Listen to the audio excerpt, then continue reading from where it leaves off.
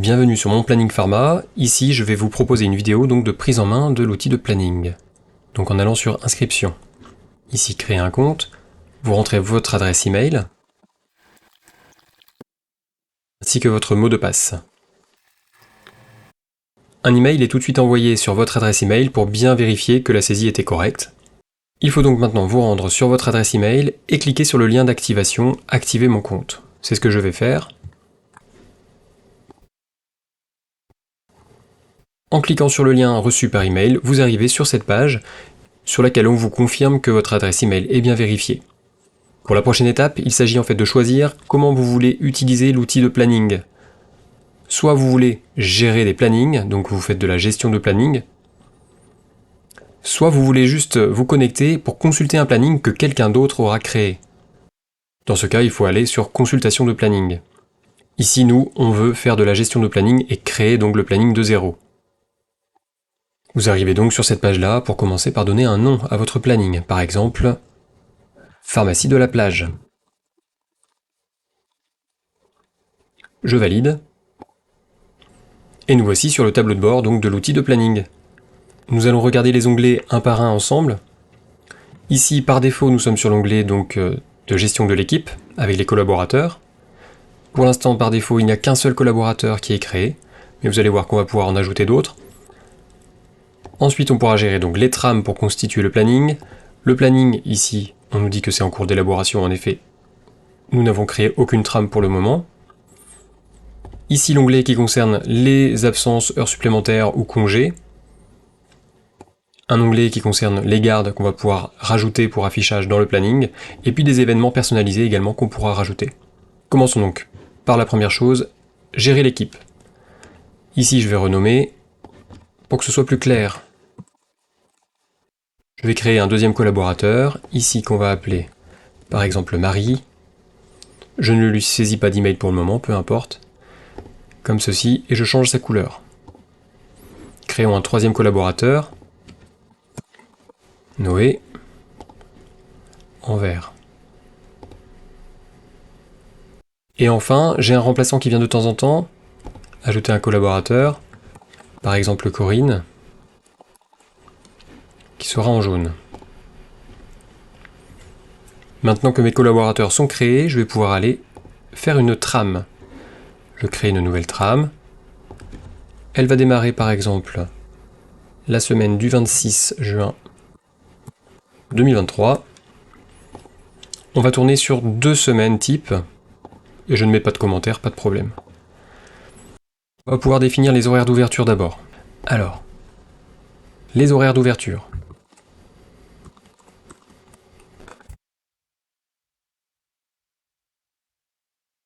On va pouvoir faire du copier-coller ensuite.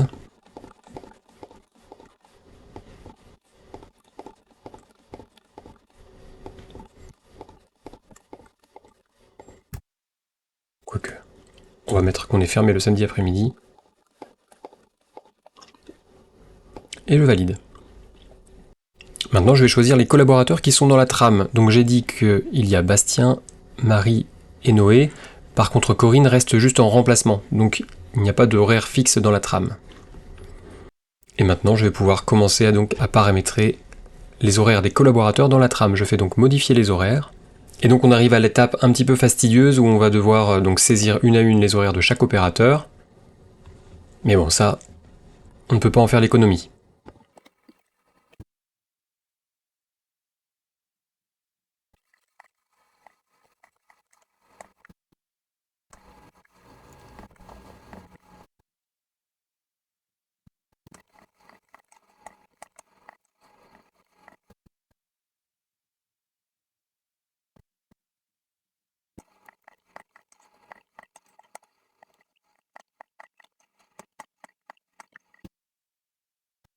Voilà, ici nous avons terminé donc de programmer la semaine A, d'accord? C'est la première semaine de la trame.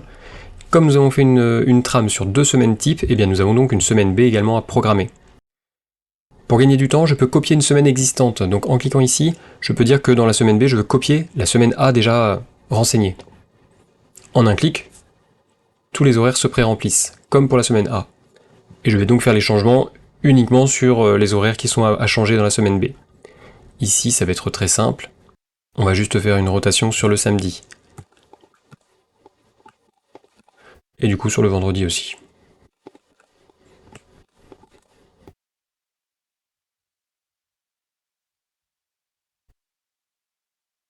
Et on valide.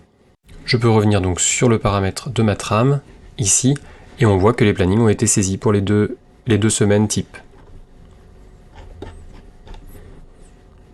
Ici ma trame est activée, donc je peux déjà me rendre dans le planning. Au planning, donc j'ai commencé ici au 26 juin.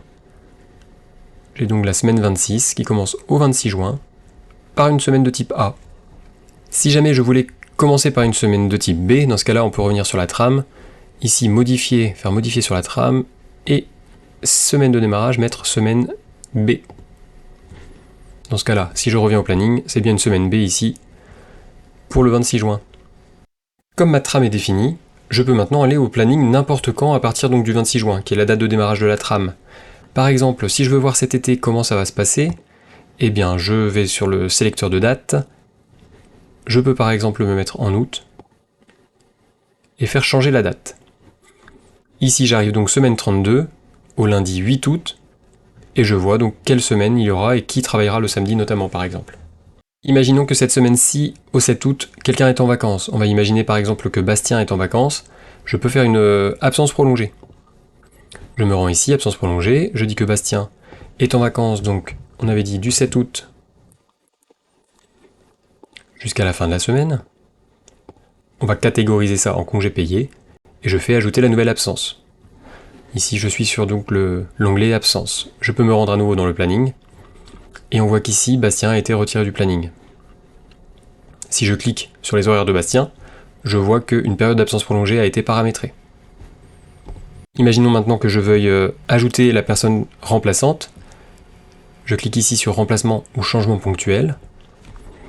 Et pour chaque jour où travaillait Bastien, je vais pouvoir mettre les horaires de la remplaçante, Corinne. Voilà pour le lundi, pour le mardi. Le mercredi, il n'y avait pas Bastien. Le jeudi.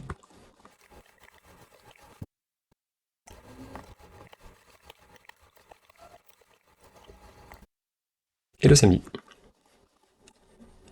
Je peux mettre ici que ce sont par exemple des heures supplémentaires, ce qui va permettre de comptabiliser les heures pour le comptable ensuite.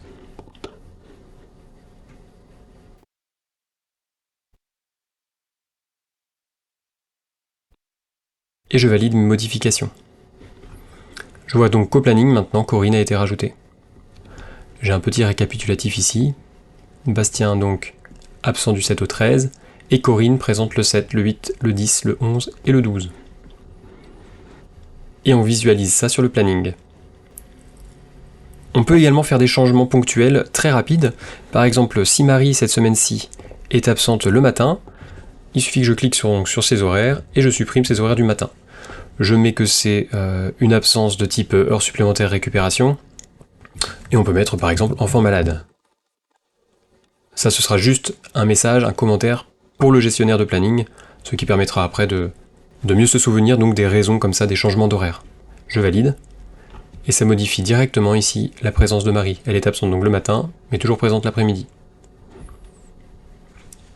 Et si finalement la personne est présente, on peut recliquer dessus, rétablir les horaires, valider, ce qui va supprimer donc la modification, d'accord? Et on revient à l'horaire initial.